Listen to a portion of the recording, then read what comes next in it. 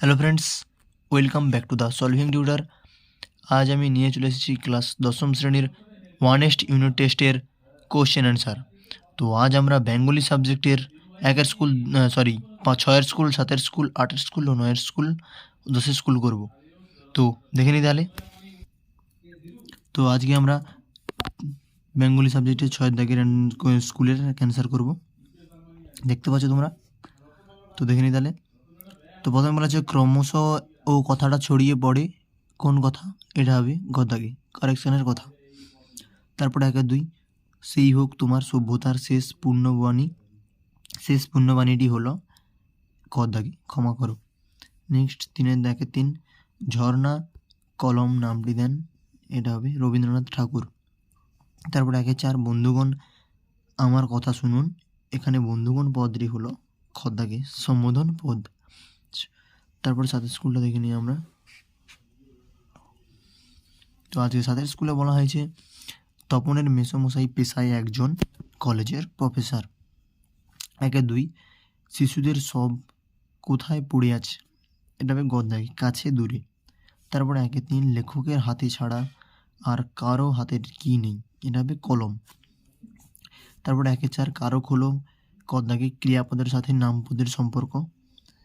তারপরে 1-5 বাক্যে ক্রিয়া যে সম্পূর্ণ করে তাকে বলি খদ্দাগে কর্তা। 8 স্কুলে দেখে নিন।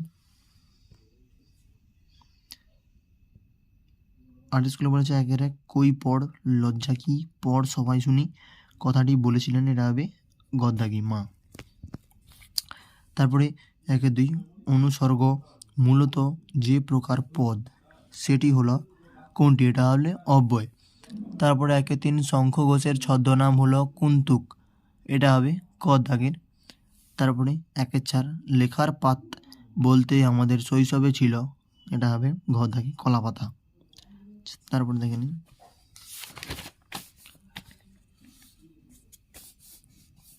তারপরে আজকে 9 স্কুলে বলা হয়েছে 1-1 তা নইলে ফট করে একটা লিখলো আর ছাপা হলো বক্তাকে, এখানে বক্তা হবে তপনের বাবা।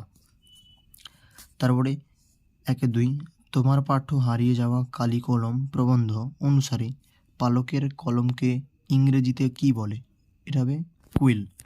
গদ্দাগের অ্যান্সারটা দেখে নাও, কোয়েল।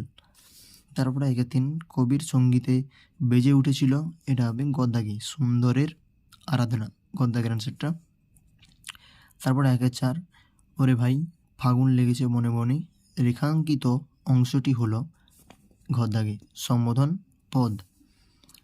1-5 বাক্যে কর্তা ও ক্রিয়া যদি একই ধাতু থেকে উৎপন্ন হয় সেই বাক্যের কর্তাকে বলে, এটা গদ্দাগের অ্যান্সারটা সমধাতুজ কর্তা, গদ্দাগের অ্যান্সার দেখে নাও। তো 10 স্কুলটা আমরা দেখে নিই।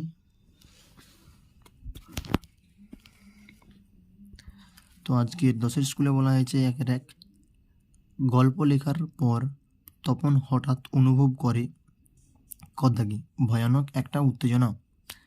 তারপরে 1-2 আয় আরও বেঁধে বেঁধে থাকি, এর অর্থ, এটা হবে এই যে গদ্দাগি কি আছে একতাবদ্ধ হওয়া।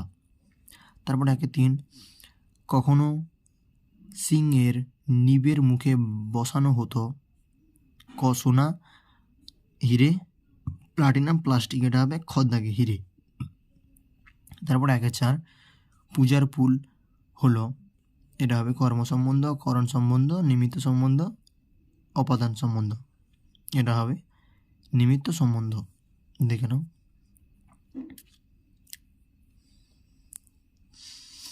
তো আশা করি বন্ধুরা বুঝতে পেরেছো। তো আজকের জন্য এই থাক, দেখা হচ্ছে নেক্সট ভিডিওতে।